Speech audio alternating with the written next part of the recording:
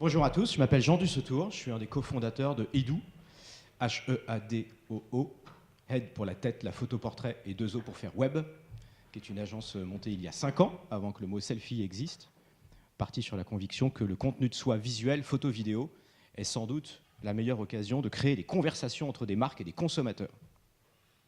Je vais prendre quelques minutes pour vous parler de visual marketing, et j'aurai le plaisir de laisser la parole ensuite et de partager par interview un moment de vie avec une personne dans le digital qui s'appelle Marnie Polidori de Ben Simon. Si on fait un zoom arrière, on s'aperçoit que depuis 40 ans, on pousse des contenus publicitaires à la télé, puis Internet est né. On s'est mis à faire des bannières cliquables. Puis les réseaux sociaux sont arrivés, on s'est mis à faire du lien sponsorisé. Puis tout ça est devenu compliqué, alors on nous a mis dans les mains des outils pour nous dire que tout ça allait être optimisé. Ce qu'on constate, c'est que chaque année, le coût d'acquisition est un peu plus élevé. Ce x40 de coût d'acquisition, c'est la dernière stat de Content Square, qui est une belle levée de fonds de l'année 2016. C'est pas nous qui le disons. Ce qu'on regarde simplement, quand on regarde les chiffres de l'investissement online sur Internet, c'est la courbe bleue. Chaque année, on dépense un peu plus d'argent. On en donne un peu plus à Google et Facebook. Et chaque année, c'est la courbe rouge et verte pour la France. Son taux de visibilité s'effondre. Il se passe quelque chose. On doit réagir. Pour ça, il suffit de regarder ce que vous faites au quotidien. Ce que vous faites au quotidien, c'est que vous utilisez un téléphone et sur ce téléphone, vous êtes sur les réseaux sociaux, vous-même des utilisateurs, et finalement, à la réflexion, qu'est-ce qui vous donne aujourd'hui envie d'acheter une Rolex? La photo de gauche ou la photo de droite? Qu'est-ce qui vous donne envie d'acheter une paire de chaussures? La photo de gauche ou la photo de droite? Qu'est-ce qui vous donne envie d'acheter une paire de lunettes? Et qu'est-ce qui vous donne envie de voyager? On va parler de User Generated Content. Un phénomène nouveau est apparu il y a 2 ans, c'est le boom d'un réseau social en particulier qui s'appelle Instagram. Chez Headoo, on n'a pas d'action chez Instagram, mais on adore ce réseau, parce que sur ce réseau, il y a beaucoup de contenu abondant, de qualité, authentique. Sur Facebook, je viens consulter les photos des enfants de mes copains et je viens consulter du média. Sur Instagram, c'est un peu différent. Instagram est un réseau sur lequel, dans 50% des cas, je viens me faire social influencer par des marques. Je suis un shopper, et cette social influence, si elle pouvait conduire directement à vos supports de marque, e-commerce, ce serait bien, non? Avec Headoo, on va être capable de faire le lien entre des réseaux sociaux, votre activité, votre effort de brand awareness sur les réseaux sociaux, et votre activité e-commerce. Alors, quelques slides rapides sur Instagram.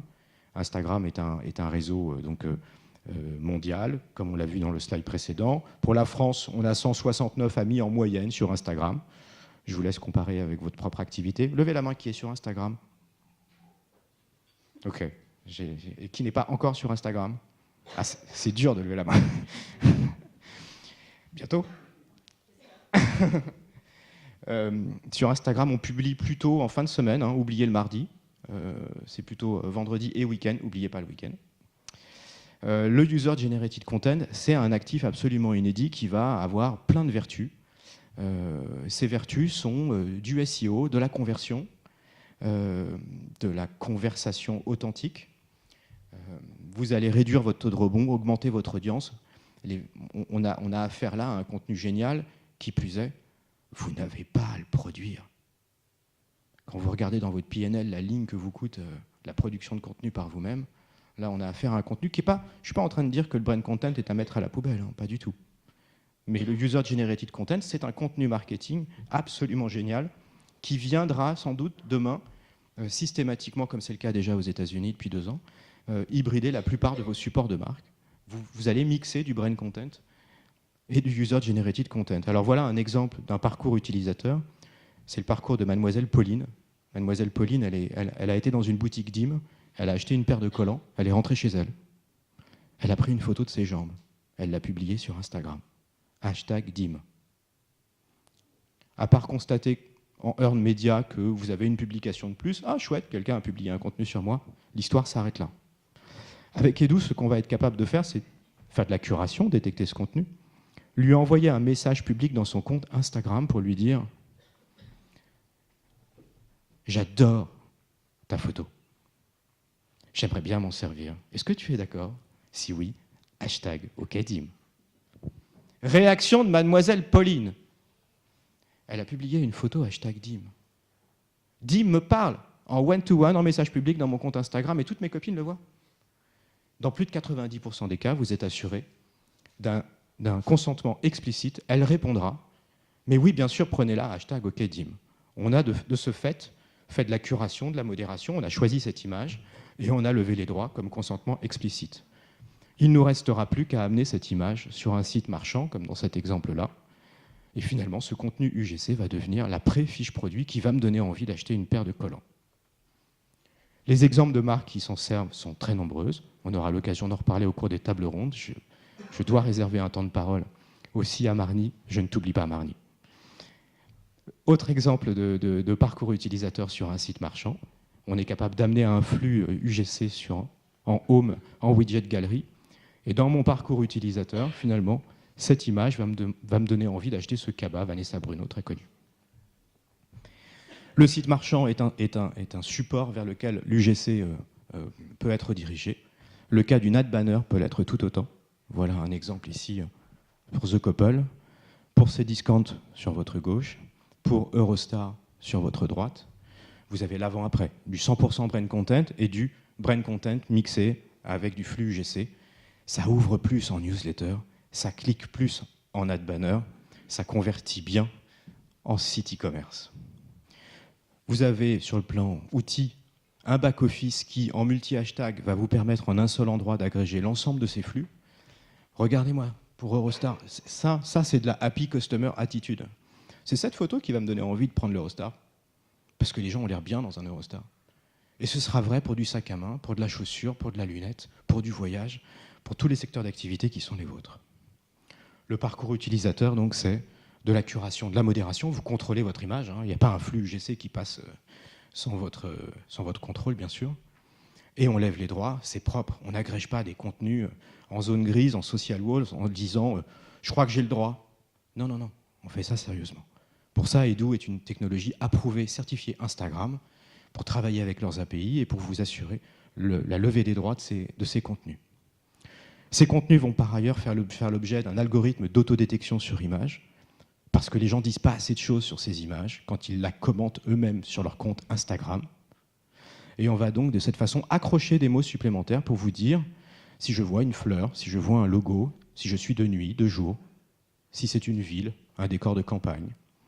Et de cette façon, dans votre moteur d'indexation, vous allez pouvoir, par mots-clés, trier dans une base de plusieurs milliers d'images, à un moment donné, l'image de « je veux voir que des gens avec une paire de lunettes ». Et vous allez remonter toutes les images de gens ou de visages qui contiennent une paire de lunettes. Ou je veux voir des fleurs. Le printemps arrive, je veux voir une couleur dominante de vert. Et de cette façon, vous allez pouvoir puiser dans votre stock facilement d'images par mots-clés. Complétant ce travail de curation, de modération et de lever les droits, Edu a développé une technologie de détection des profils pour vous assurer que si vous vous appuyez sur Mademoiselle Pauline, l'exemple de tout à l'heure, Mademoiselle Pauline, c'est une vraie personne qui correspond bien à l'ADN de votre marque. On a souvent affaire à des gens qui racontent des choses. On ne sait pas trop si c'est des fakes, on ne sait pas trop s'ils ont un vrai contenu, si les autres publications de leur profil sont cohérentes avec votre univers. On va s'intéresser de cette façon à ces gens-là, et ces gens-là, ce qu'on appelle des micro-influenceurs, qui sont sous la ligne de radar des 20, 50 blogueuses que tout le monde connaît et qui tournent de marque en marque chaque semaine, qui sont très bien et qu'il faut continuer à utiliser, bien sûr. On va s'intéresser à ces gens qui ont plutôt quelques milliers d'abonnés, qui ont un reach énorme, et c'est ces gens-là qui on va parler, qui vont avoir une résonance incroyable dans leur communauté. Pour ça, on s'intéressera à leur réseau d'abonnés. On aura l'occasion plutôt dans les tables rondes de développer ce sujet-là. Pour ne pas prendre trop de temps, mais pour vous montrer cet exemple-là, on est là sur l'exemple de Yves Rocher. Je vais m'intéresser à une abonnée. Cette abonnée s'appelle Perfectly, elle a 3800 abonnés. Et je m'aperçois que finalement, les gens qui interagissent avec elle sont tout petits. Je m'aperçois avec une technologie comme Edu que si maintenant je m'intéresse à cette autre personne qui a 2 fois moins d'abonnés, les gens qui interagissent avec elle sont 2 fois plus gros. Finalement, pour 2 UGC équivalents, pour savoir qui je vais activer comme micro-influenceur dans ma prochaine campagne, cette technologie va vous permettre de voir ce que vous ne pouvez pas voir par vous-même. Quand quelqu'un vous like sur Instagram, vous pouvez aller sur son profil. OK, il a 500 abonnés, that's it. Vous n'en saurez pas plus. Grâce à ces autorisations Instagram, on est en capacité d'aller plus loin dans la détection et la qualité des profils. L'exemple du nombre d'abonnés est un exemple. On peut travailler sur d'autres sujets qui ont affaire à ces profils. Mais c'est important ensuite, quand vous allez vouloir activer des campagnes de micro-influenceurs comme on peut faire, comme on a fait là sur février pour IKKS, où vous allez pouvoir finalement savoir à qui vous vous adressez en termes de personnes, devenir, si vous voulez qu'on le fasse sur Facebook, Twitter, devenir trend topic sur Twitter en l'espace d'1 ou 2 jours pour envoyer un flux important sur plusieurs centaines de micro-influenceurs à la fois, ce qui crée une traction vraiment intéressante. Je voudrais maintenant vous parler d'un autre sujet. Je vous ai parlé de contenu utilisateur et je vous ai parlé de détection d'authenticité de profil, d'activation de micro-influenceurs. Le dernier sujet pour monétiser son audience, son effort d'audience sur les réseaux sociaux, c'est de travailler directement depuis votre compte de marque. Et depuis votre compte de marque, on peut faire des choses absolument géniales. Et pour ça, j'ai le plaisir d'accueillir quelqu'un, fan de musical, actrice de théâtre, à ses heures perdues. Elle est passée par Rocket et Twitter. Quand elle était petite, elle voulait être pâtissière. Elle est aujourd'hui digitale de Ben Simon. J'accueille Marnie Polidori. Merci.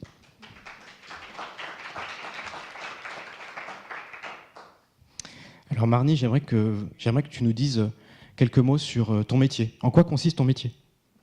Bonjour tout le monde. Alors je m'occupe de la communication et du marketing digital chez Ben Simon. Donc j'aide en fait les entreprises à développer leur activité dans le digital. Donc actuellement, je suis dans une entreprise très familiale.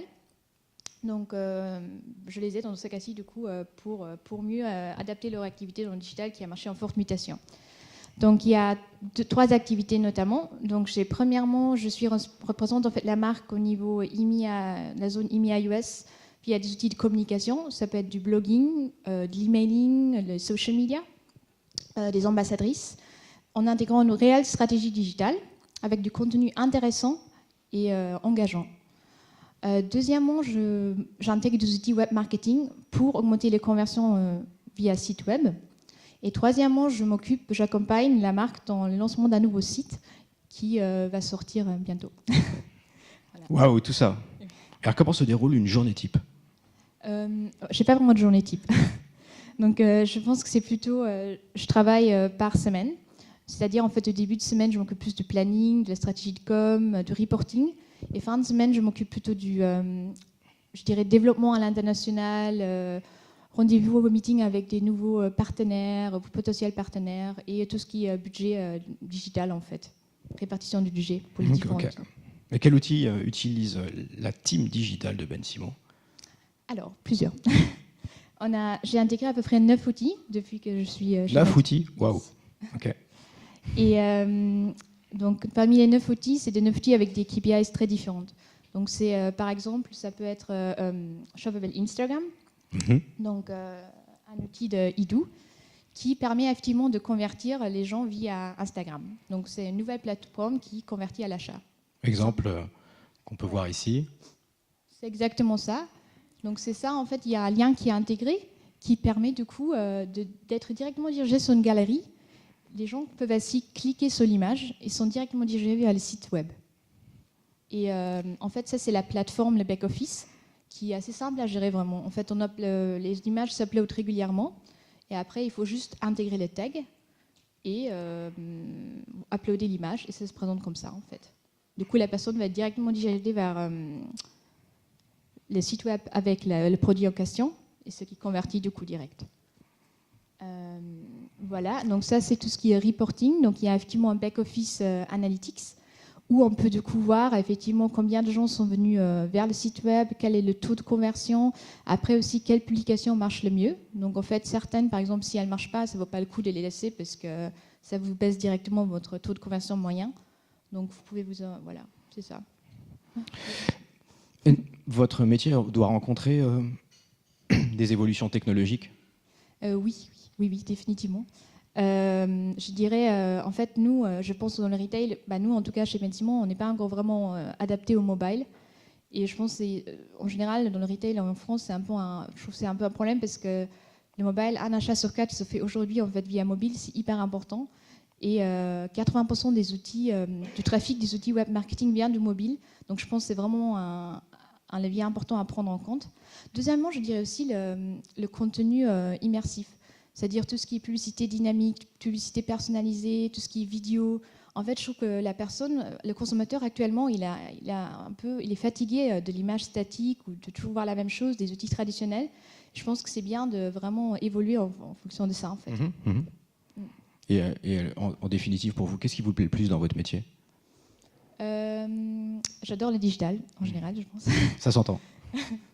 Donc, après, j'aime bien, actuellement, dans mon métier, c'est assez multi-project. Donc, je vois vraiment, en fait, comment on intègre une entreprise familiale dans le digital. Donc, une entreprise qui n'a vraiment pas un très grand budget pour ça. Et du coup, à trouver quels sont les outils les plus performants pour cette entreprise à ce moment-là. Donc, je trouve que c'est assez intéressant, en fait, comme métier. Et à contrario, qu'est-ce qui vous ennuie dans votre activité professionnelle ? Je dirais, again, le mobile, du coup.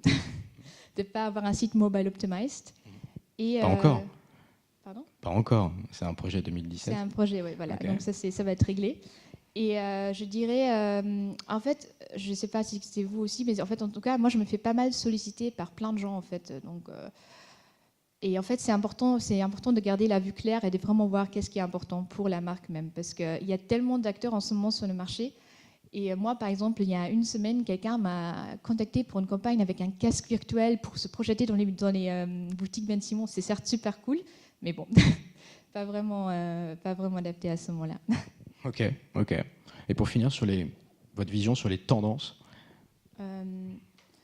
Moi, je dirais au niveau des tendances, je pense que le consommateur, il est submergé un peu par les outils traditionnels, en fait. Soit aussi... Donc, again, je dirais, par exemple, au début, on a tous utilisé Facebook, Twitter et tout ça, c'est qui est hyper bien.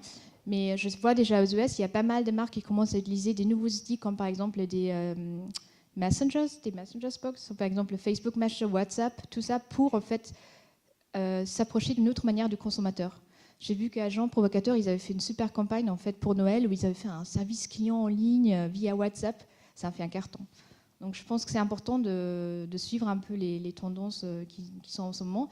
Deuxièmement, je dirais aussi la digitalisation des points de vente. Je pense que c'est hyper important.